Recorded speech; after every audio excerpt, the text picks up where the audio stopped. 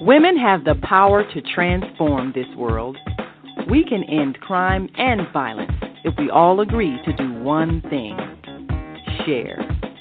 Let's share our wisdom, share our time, share our talents, share our finances, but most of all, let's share our love. This is the Female Solution.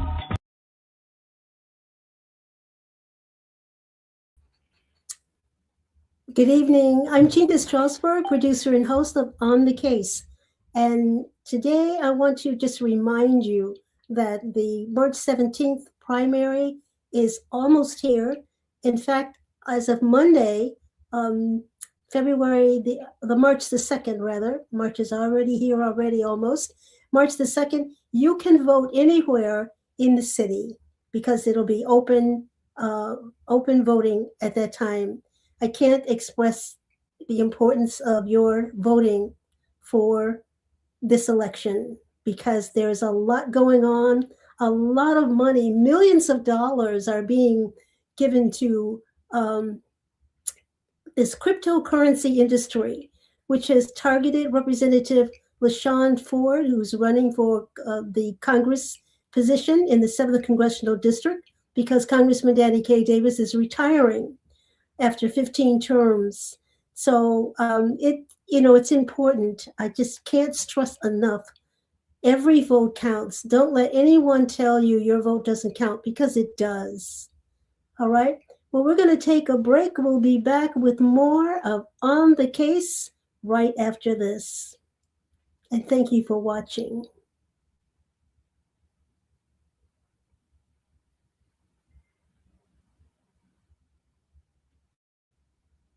So until then, I'm just going to keep reminding you to vote.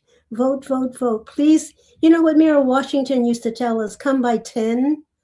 Well, that's what I want you to do, is to come by 10. Take 10 people to the polls. And we just have to show that we can be unified and to vote our interest, and also to remember all that has been done to Chicago, not just Chicago, but say in Minneapolis in particular.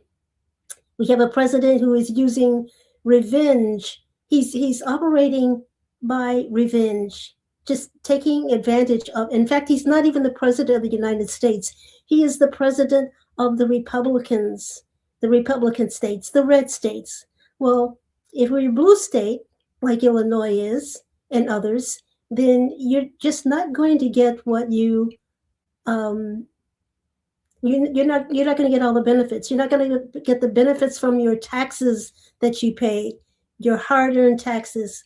And that's another thing, because Trump is using or misusing our tax dollars, because he is filing frivolous lawsuits in cases where, because of his executive orders, which are illegal, most of them are illegal. And then when people file suit against them, then it is then he files an appeal, and he's clogging up the courts, and he's doing it deliberately. He did that when he was on trial. He postponed, delay. That's his tactic. So I just want you to know that. And it's just it's heartbreaking to know that we live in a nation that is controlled by a man who he has a mental problem. I mean, no one does that, and no one tells them to their law enforcement people to kill people, to it's okay to shoot them and not apologize. It's just amazing that we're living in a time where we have a president where injustices is coming from the White House. The White House is supposed to be our protection. Our Department of Justice Department is supposed to be fighting for us, not fighting against us. And that's what this Department of Justice is doing. It is fighting against us. So there's really no place to go if you are in need of relief from civil rights violations. You cannot depend on the Department of Justice. So today I'm going to have a guest on, Representative LaShawn Ford. He is running for the 7th Congressional District. As I said before, that Congressman Danny K. Davis is retiring. We love him, but he's just retiring. And he chose Representative LaShawn Ford from the 8th Congressional District because he has worked with him for years. They have the same mindset. They have the same social justice agenda. So that is why Congressman Davis chose LaShawn Ford, who is a very great person. And I say that from my heart and experience, because I worked for him for years. And he is a role model for our children. He is a legislator who has introduced legislation like you've seen these stories, horrible stories about people who the squatters who enter your home illegally and then get a light bill or a gas bill and move into your house. And there was nothing you can do about it until Sean Ford came along and said, wait a minute, this is going to stop. So he got a bill passed, and he is fine-tuning that because he's putting on another amendment to his own bill that will prevent people from more easily getting into your house, because he's putting in a code. His homeowners will have to put a code onto their utilities so that when squatters come in and they say, turn on my light or my gas at such and such address, they have to have the code. And of course, squatters will not have the code. So I commend Representative LaShawn Ford for taking that bill one more step, because it's amazing how people can just do this to you. And here you work all these years and pay down payments on homes, and then somebody off the street, a homeless person, just move into your house and take possession of it. And there was nothing before the law could do to get them out. So congratulations to Representative LaShawn Ford. Right. You may notice that I'm not at my home. I'm at Maima Latif's home. And so it's kind of different, but because I rely on her. I rely on her a lot, and I commend her for this podcast. Women need to stick together.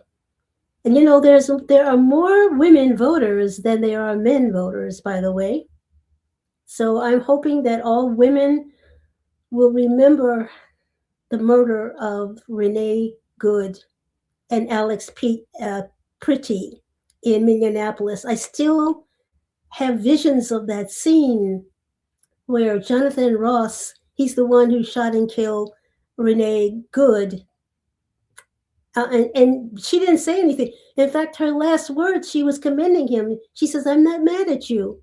And then she drove around him. But then he claimed that he falsely claimed, and they lie so much, that she was running into him. She was not. She was turning the car the other way. And for whatever reason, he called her the B word and then started shooting, and he killed her. I think she was shot 5 times. And then with Alex Pretty, I'm looking at the video, and he's helping a woman that one of the ICE agents had pushed down on the ground. And from there, they just took over and shot him 10 times in 5 seconds. Who does that? So we have a president who has declared war on his own people. But then he doesn't think immigrants are people, or anyone who's brown, because I know this one lady who's an elected official, and she's an African American, but she's light skinned, and they were harassing her, and she pulled out her badge, because she's an elected official, and she cussed them out and said, don't you know Black people from immigrants, and why are you doing this anyway? So, and it's important too for you to know your rights. If you are stopped, I don't care if you're African American or Latino, whatever, you don't have to answer them. And you can just say, what is your name? What is your badge number? Why are you stopping me? They don't like that. And depending on their mood, they'll shoot you. But again, what kind of a president would allow this?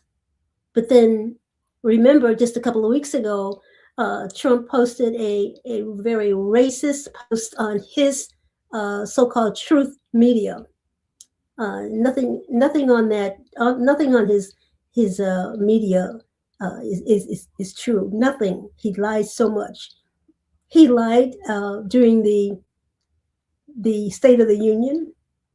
I don't know how many times he lied, but he just tells lies, lies, lies. How can anybody in the world believe him? And why would anyone follow him and support him? And every time I say his name, I think of Jim Jones and how over 900 people or almost 900 people killed themselves listening to him. Some of them got away. Some of them got away, thank God. But they only got away when they saw the people drinking the deadly Kool-Aid were dying. So I don't understand the mindset. If someone can tell me the mindset, I would be, perhaps I can understand this man who calls himself our president, but it's just difficult. It's difficult. It's difficult to know that Trump is taking away food from children. And then he has the nerve to say during his State of the Union that the economy is good. Really? The economy is not good. It is not good. He lied about that. He lied about so many things. But to take food away from children, who does that to our children? And then he curses on TV many times. And I wonder what our children are thinking about when they hear and see the president of the United States cursing publicly. Are they saying, okay, if he can do it, I can do it too? We are in a very dark place in our history. And that's why I keep saying, you must vote. You must vote. And I'm sure my engineer is going to be hooking me up with my guest soon, I hope. Okay, so we'll just keep on talking because I want you to hear and see Representative LaShawn Ford. Okay, we are going to take a break, and when we come back, we're going to have my guest who will be Representative Danny Davis and Representative LaShawn Ford. We're going to take a break, and we'll be back with more of On the Case right after this.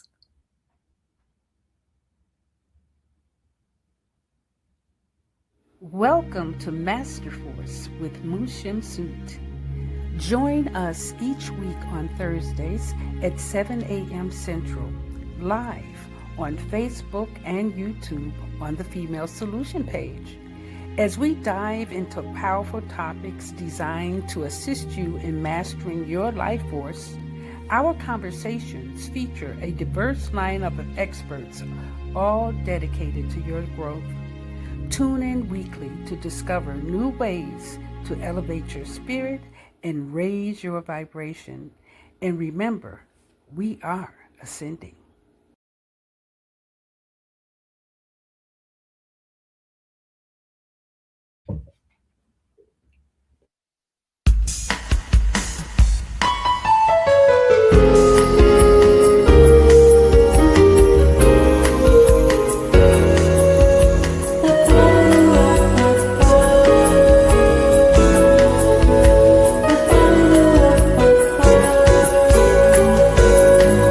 Do we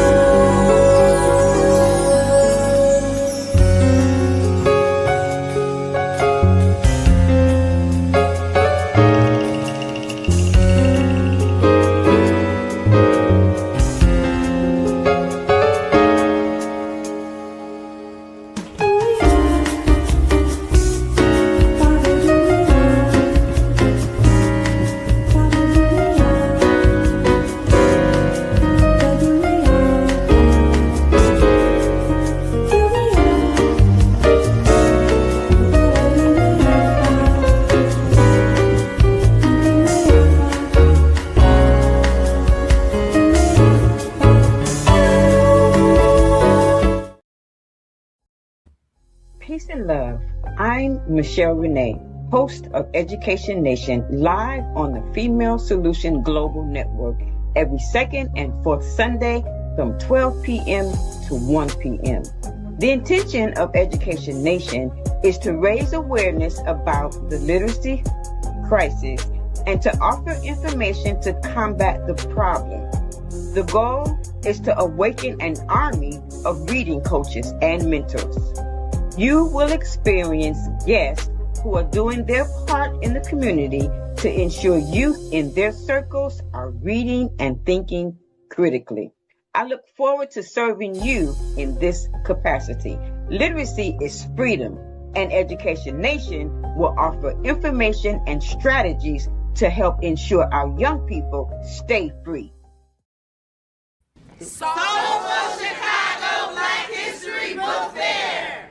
Hey family, this is Charles Humphrey of MCH Publishing, and I'm here with Ashada, and we at the Soulful Chicago Book what? This is the Soulful Chicago Black History Book Fair, slamming. We getting down in Hyde Park. Just run it down, my sister. Just tell us, for the people, a little bit about what we're doing here today and why. You know, this is the Soulful Chicago Black History Book Fair, and this month is very important. I feel like we don't give it the type of recognition that it needs, but beyond that, I do all things literary, and we have so many ancestors that have taken a tradition of writing and done great things. Well, we have those of us that are carrying on that tradition, and nobody knows about them until now.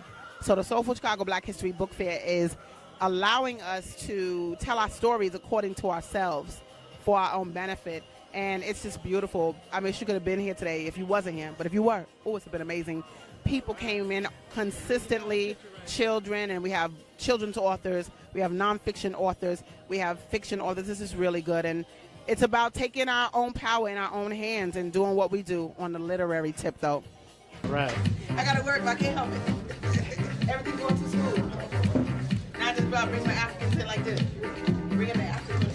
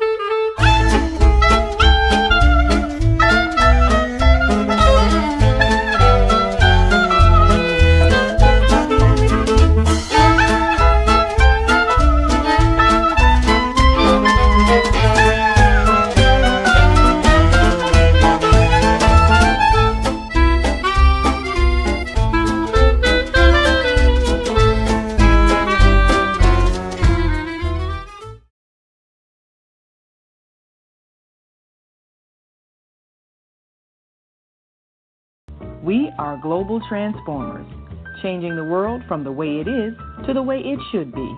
We are one. Wherever we live on this earth, we are one human family.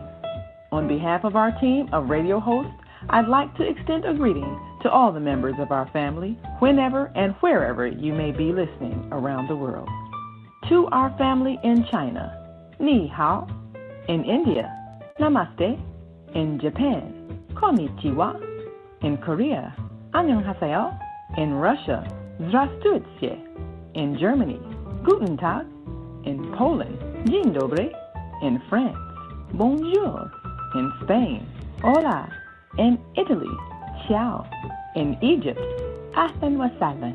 In Ghana, Akwaba in Nigeria, Peleo in South Africa, Sawubona in Senegal, Nangadef in Kenya, Jambo in Israel, Shalom. In Pakistan, Afghanistan, Palestine, and Saudi Arabia, Assalamu alaikum. Greetings, and may peace be upon you all. Join us live on the on-air radio network called 727-731-5192. We want to talk to you.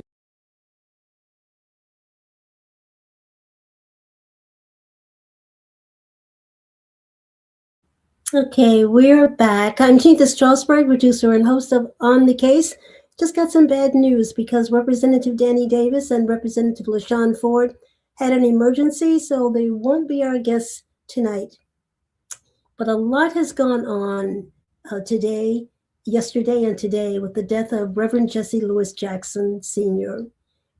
It is very painful for me, very difficult time for me, because I chose to cover Reverend Jackson since January 1981, because I believed in what he said, and his social agenda was the same as what I thought.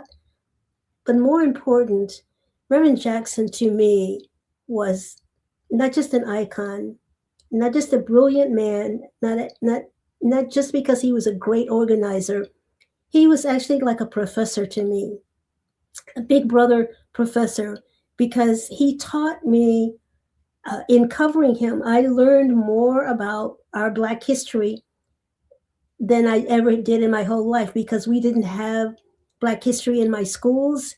We didn't have Black history in our homes. No one talked about Black history at home, either my parents or grandparents. And I think they were trying to protect us, but they didn't prepare us for the real world. And Reverend Jackson prepares children and everybody for the real world. And he did so much to help us. And he's going to be really missed. And a lot of people ask me, well, who's going to replace him? Well, no one can replace Reverend Jackson, first of all. Do we need leadership? Yes, but each one of us can be a leader, because everyone should register and vote. I can't say that enough. And when I hear African Americans tell me, oh, my vote doesn't count, I think about those people who were killed fighting for us, not just Black people, but white people, like Viola Loizo, a Detroit mother who saw Dr. King on television, and she went down to Mississippi, and that's where the KKK members killed her for doing that. You know, and there were so many others, Black and white, Jews and Christians working together. And even our children, they organized our children. I think James Bevel was the one who had the children to march against, for our right to vote. And when they put the hose on the children, I think that's what really did it. And that and the dogs going down in Selma. And by the way, Rainbow Push Coalition, which now is headed by Yusuf Jackson. He is a lawyer now. I'm so proud of him. And they're taking a bus next week to Selma to celebrate the anniversary.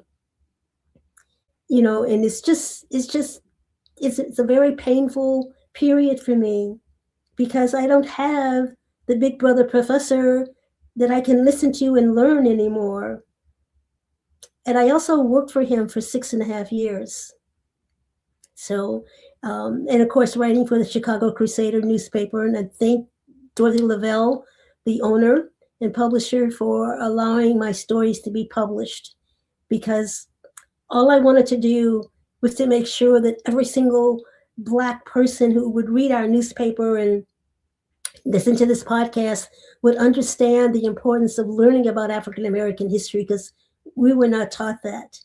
You have to know from whence you come to understand how to deal with the future. Those are just my thoughts. I don't know how you feel about it, but call in and let me know. So Reverend Jackson died with his family around him. And my pastor, too, was there, Father Michael Flager, praying for him until God took him away. He had a rare brain disorder, and he has fought so many battles and won, but he couldn't win the health issue. But I do commend his children, especially Jonathan Jackson, who is a congressman now, the 1st Congressional District, because he searched and searched and found the best doctors for his dad, and hoping that somewhere someone had a cure, but it was a disease that had no cure. And I wonder sometimes, why did God do that to him? And I think most of you know that my husband was killed on our honeymoon many years ago. And I used to wonder, why did God do that to me? And I was very, very despondent. Didn't want anyone around me. I wanted to just be by myself. And I would just read one book after another, one book after another. And then my twin aunt, Elma, sent me a card that gave me the relief I needed. And it said, man's extremity is God's opportunity. And so maybe Reverend Jackson had gone to the extreme where it was time for him to go home. He was trapped in a body that was he was not able to do what I saw him so many times to do. He couldn't march anymore. He couldn't walk anymore.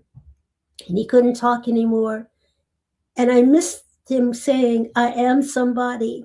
That mantra will be forever echoed. I am somebody. And he made children believe it. He made adults believe it as well.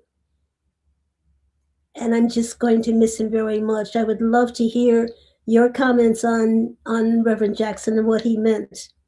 I know he meant a lot to me. In fact, it was the reason why I stayed at the Chicago Defender for 23 and a half years, because I wanted to cover him, and I wanted to cover Father Mike and some other ministers as well. And I turned down a lot of good jobs.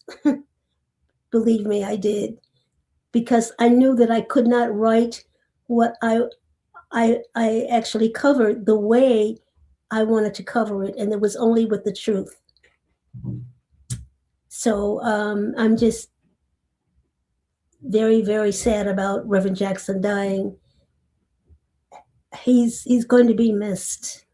He's going to be missed. I'm still going to cover Rainbow Push Coalition, because I believe that he planted the seeds. He left us a formula, and his children are following that formula, especially Yusuf Jackson, who is the COO of the Rainbow Push Coalition. We need that organization.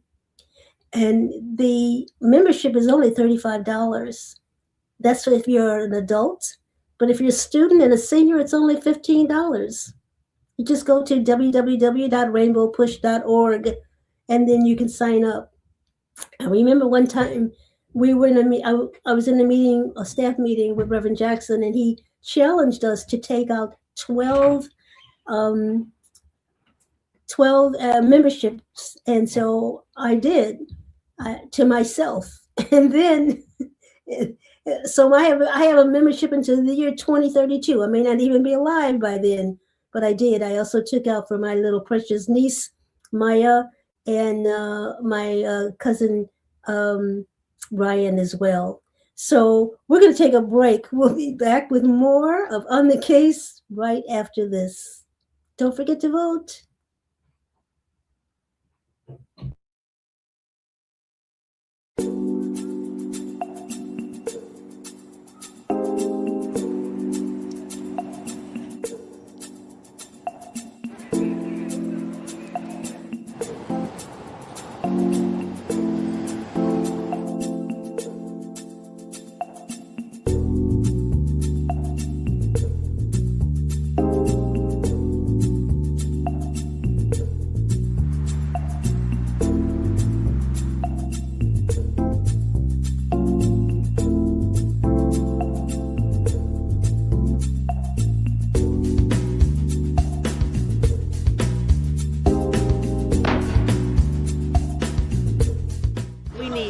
the homeless. Because my little brother, in which we're doing this documentary for, Douglas Robinson, your death will not be in vain.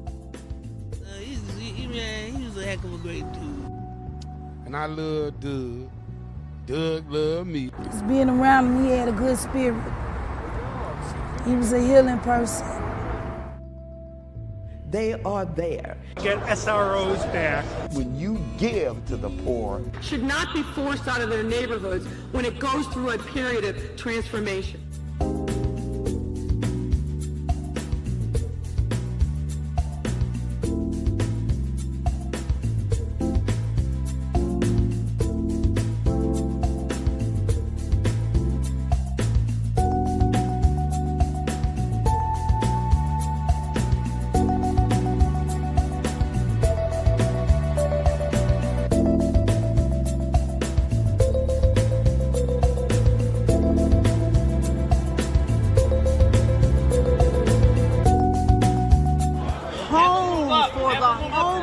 Because there are too many people who are losing their homes to taxes because they can't pay a $1,000 tax bill.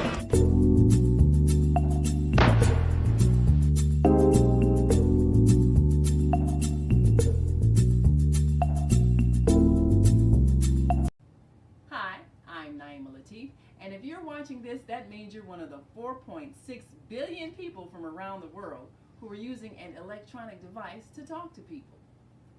In these times, people are using the internet to talk to everybody. Friends, neighbors, family members, co-workers. People are on their cell phones and computers all day long. Now, if you're in business, that is great news. That means you can sell your products and services all day long and never have to leave your home. All you need is a media connection, somebody to connect you to an audience. And that's why I'm talking to you today. We produce programs, and our audience members are people who shop. They buy clothes, food, beauty supplies, cleaning supplies, home repair, transportation services, child care services. Whatever you're selling, they need to buy it. We're your media connection. Just follow this link, and tomorrow you can sit back and relax at home while your business is making you money. It does not cost to live. The earth gives us everything we need for absolutely free. So why are we paying? Because we haven't learned to simply share. With service, you can get everything you need without spending any money, and you'll live life abundantly. Service. Sharing Earth's resources, voluntarily implementing creative exchange. Start living the good life now. Go to www.theserviceonline.org. Leaders of nonprofits empowering worlds. Let's go.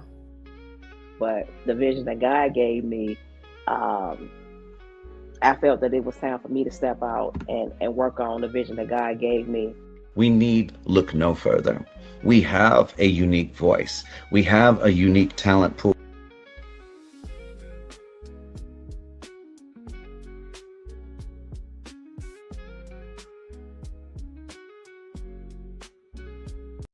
Peace and love.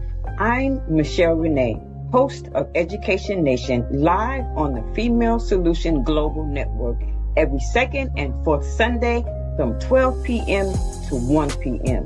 The intention of Education Nation is to raise awareness about the literacy crisis and to offer information to combat the problem.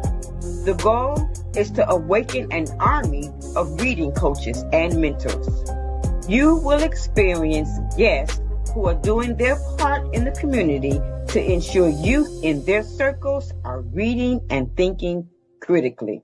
I look forward to serving you in this capacity. Literacy is freedom, and Education Nation will offer information and strategies to help ensure our young people stay free.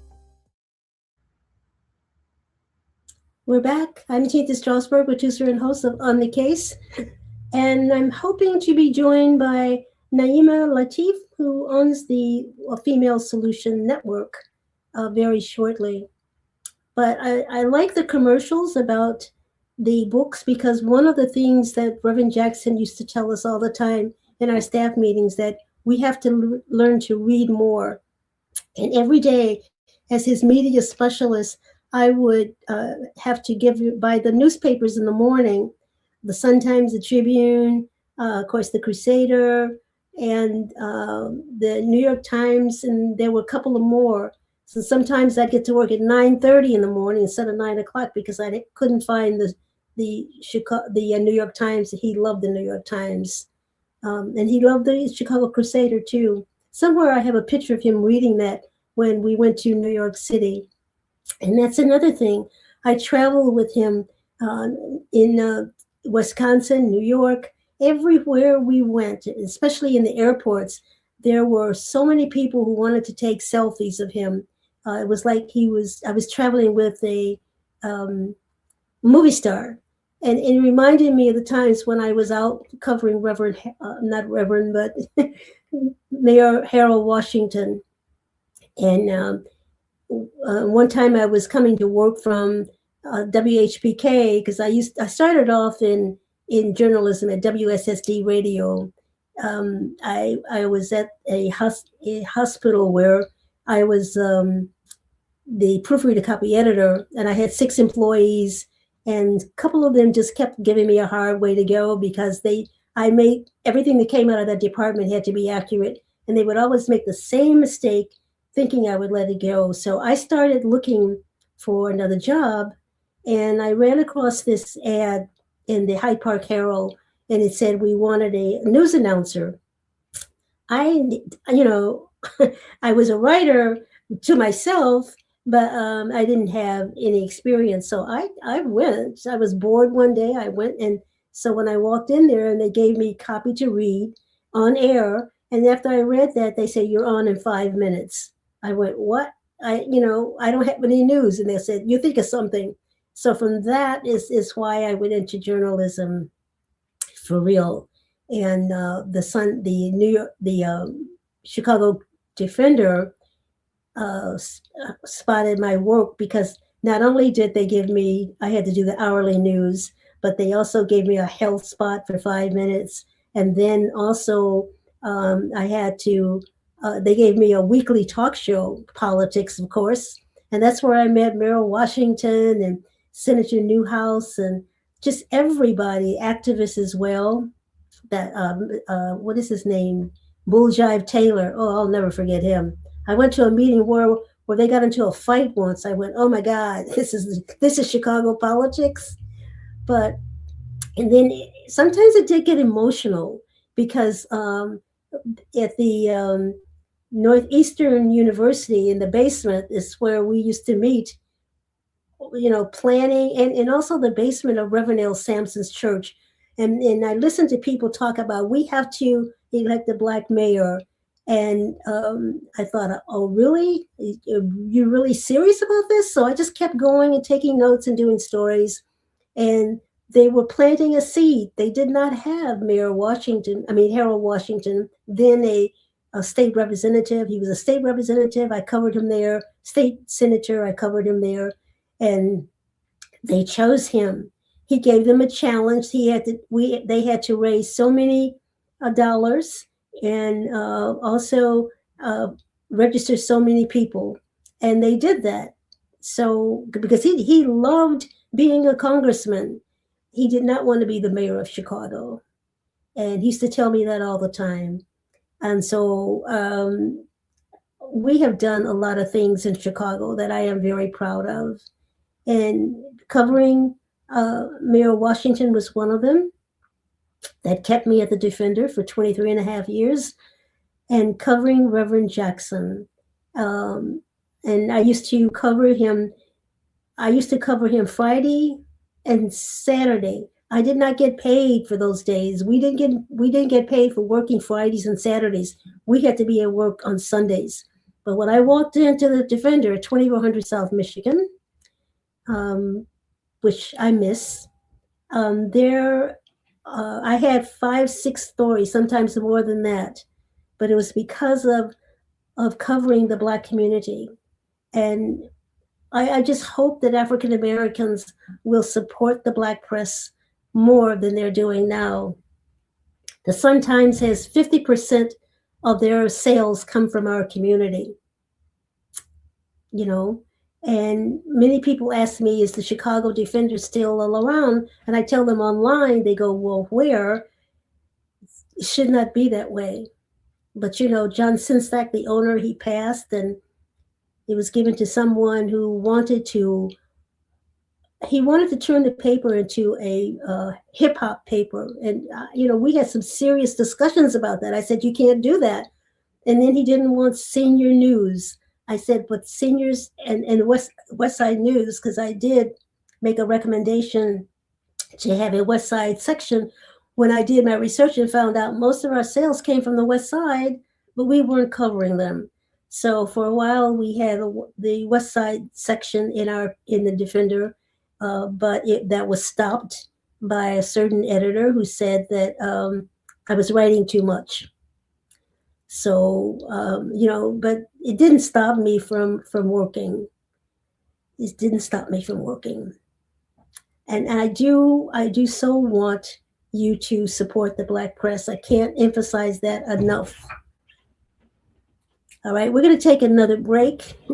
We'll be back with more of On the Case right after these messages. But don't forget to register and vote, please. Your vote does count. Keep hope alive.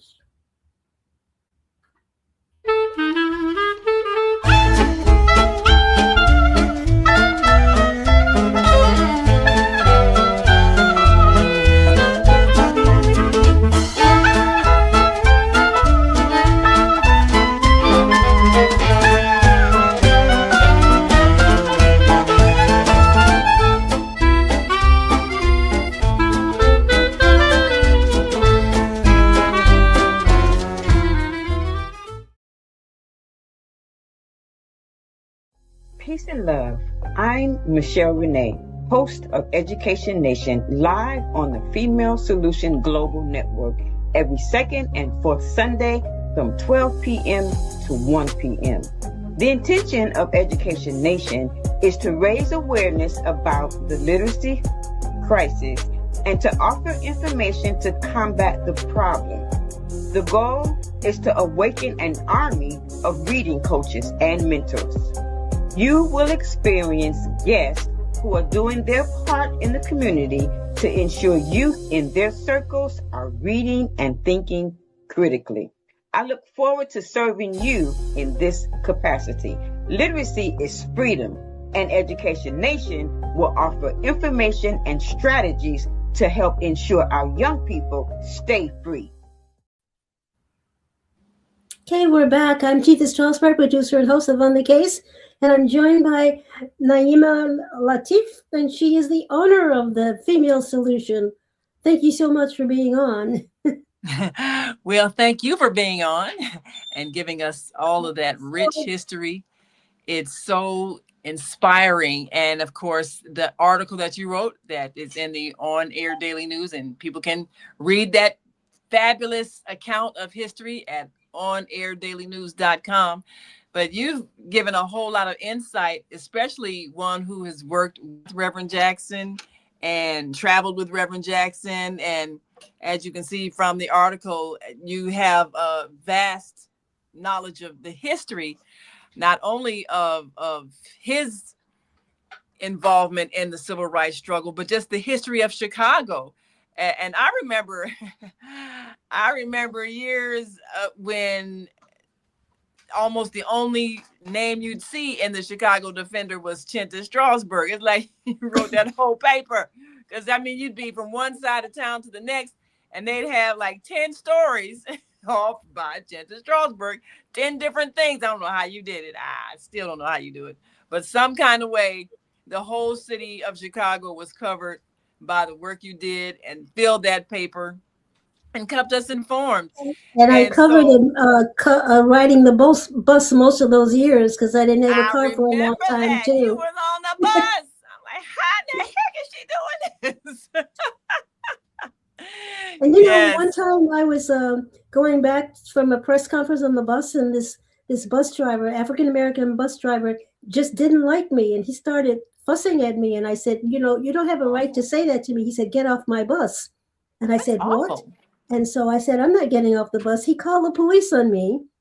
And the police came and he said, what's wrong? I said, I think he's crazy because he told me to get off the bus and I didn't do anything to him. He says, well, you have to get off the bus. He did not know that I knew Cardilli, who was the president of CTA at the time. Ooh. I called him on his cell phone.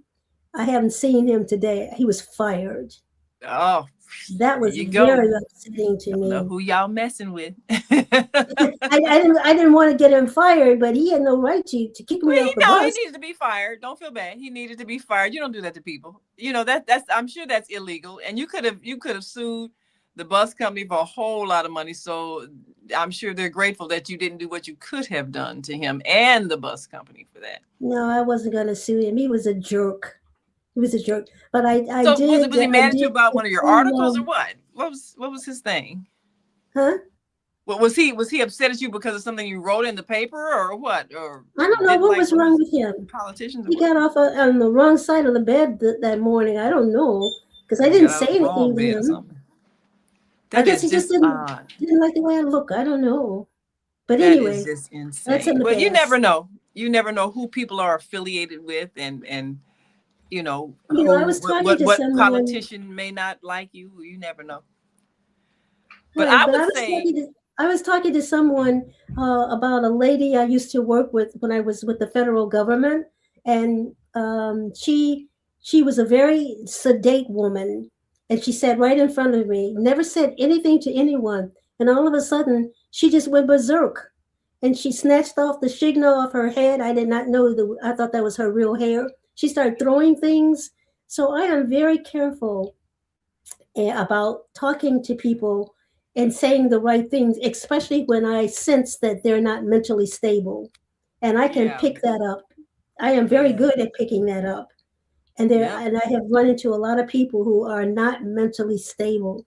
So it's important to recognize those signs so that you won't say something to make them snap.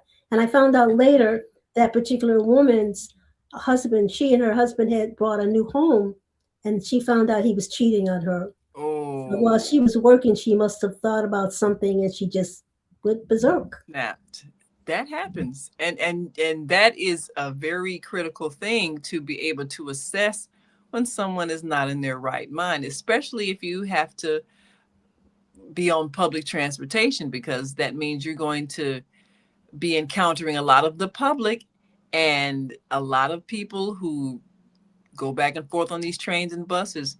They're at the very edge and about to snap. You know, and there things in Chicago.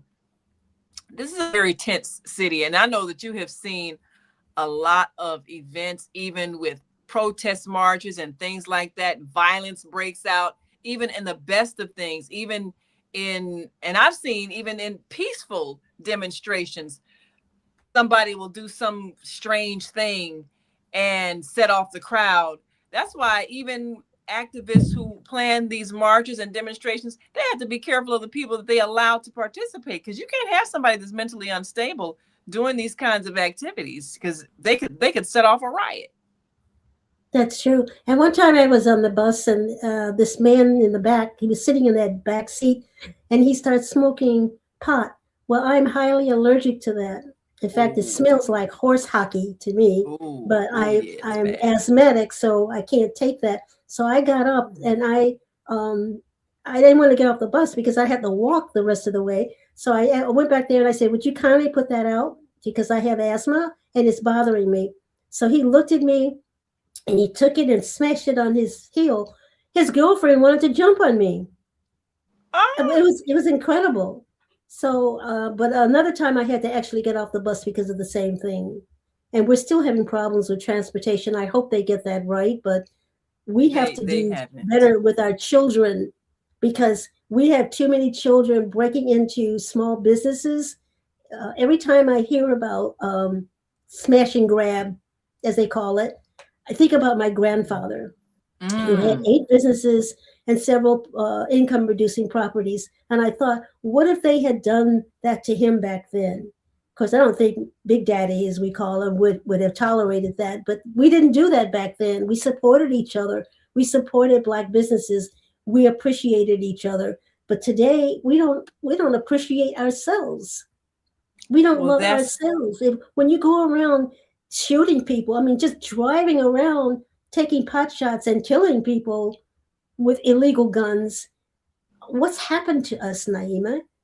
Well, what is some of the, because you've covered a lot of things that have happened, what is some of the most heart-wrenching stories that you remember having to cover, especially when it has to do with children and violence? What is something that just really touched your heart you can't ever forget that you had to report on? It was the time when the little boy was murdered by a gangbanger trying to get even with his father. Well, I attended the funeral at the St. Sabina, and I went outside, and there was a little boy just holding a basketball. I will never forget that child. And he was just holding a basketball. It was the basketball he and the child who was murdered used to play with. And I tried to talk to him, and he didn't say much. He just kept staring at the basketball. And I wonder today, what happened to him? You know, how did he get over that grief? That is the image that sticks in my mind all the time. All the time. Wow. Yeah, that kind of thing, you really don't forget. And I think every story that I read that involves our children affects me, because I know that our children, they're so unprotected.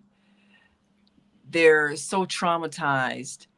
And I was really pleased at the number of young people that were coming out to Reverend Jackson's memorial in terms of young people that really weren't around for a lot of the history that happened, but yet they were there because he's touched their lives in many ways. And I was glad to find out there was a teacher that was out there. She brought 60 students, and we reported it in the on-air daily news, her interview where she talked about she wanted young people to understand where they came from. She teaches at a multilingual elementary school. And one of the things that struck me was the fact that this was a charter school that the CPS is planning to close at the end of the year. And sometimes the places where the teachers have the greatest consciousness about things like politics and history and social studies, the things that students need to be learning, sometimes those are the teachers that get the less support. The schools that get less support, the ones that are really teaching real lessons. And so it's unfortunate that as hardworking as she is as a student, as a teacher, that her school isn't going to be able to continue, because we have a lot of schools that really should be taking their students to push. I mean, I can understand you may not want to, view a body, but all those years that Reverend Jackson having the Saturday morning forums, I've taken groups of students there, and a lot more schools can be more involved, I think, in the future, because they need to be able to make the mental connection between where we are and what we've overcome, and the privileges that they have now, the services that they have now, the things that were fought for and won.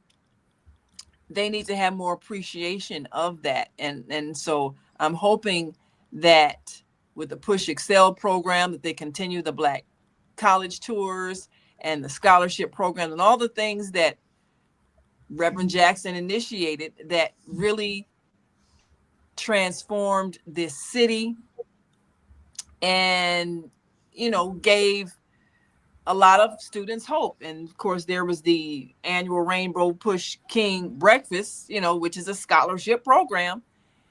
And I'm really hoping that all of the politicians and everybody that hung around Push wanting to be seen by Reverend Jackson, I hope they continue their support and their financial contributions, because this is how young people's lives are going to change. And this is how it's going to make a difference in the future.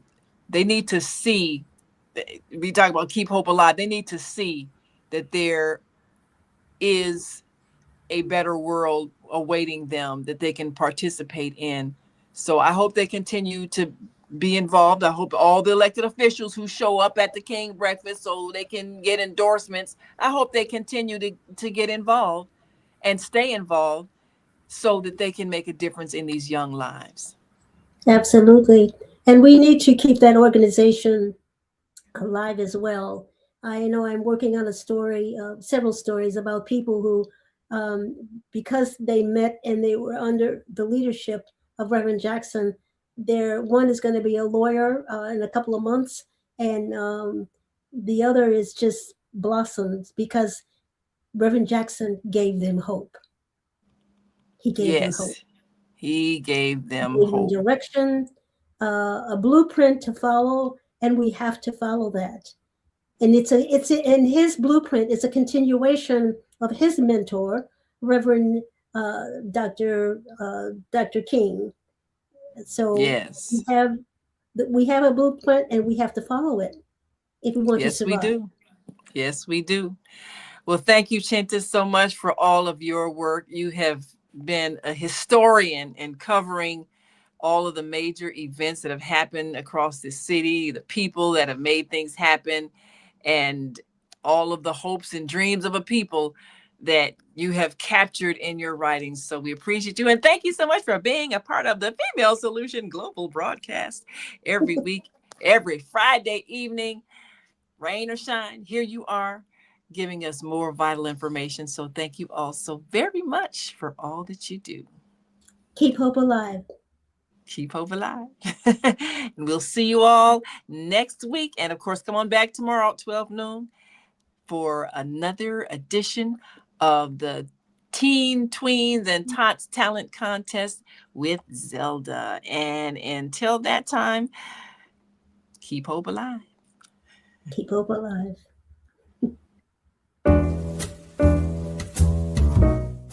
We've come to the end of our show today. If you missed any broadcasts, go to our website for the audio and video archives at www.thefemalesolution.com. On behalf of our team of radio hosts, I'd like to thank all of you who participated in today's discussions. And to our global family joining us from all around the world, we say thank you. To our family in China, xie xie. India, dhanyavad. Japan, arigato. Korea, kamsamnida. Russia, spasiba. Germany, danke. Poland, dziękuję. France, merci. Spain, gracias. Italy, grazie. Egypt, shukran. Ghana, madasi. Nigeria, eshe. South Africa, ngiyabonga. Senegal, jareh. Kenya, asante. Israel, toda. Pakistan, shukriya. Afghanistan, tashakur. Saudi Arabia and Palestine, shukran. Assalamu alaikum wa rahmatullahi wa barakatuhu.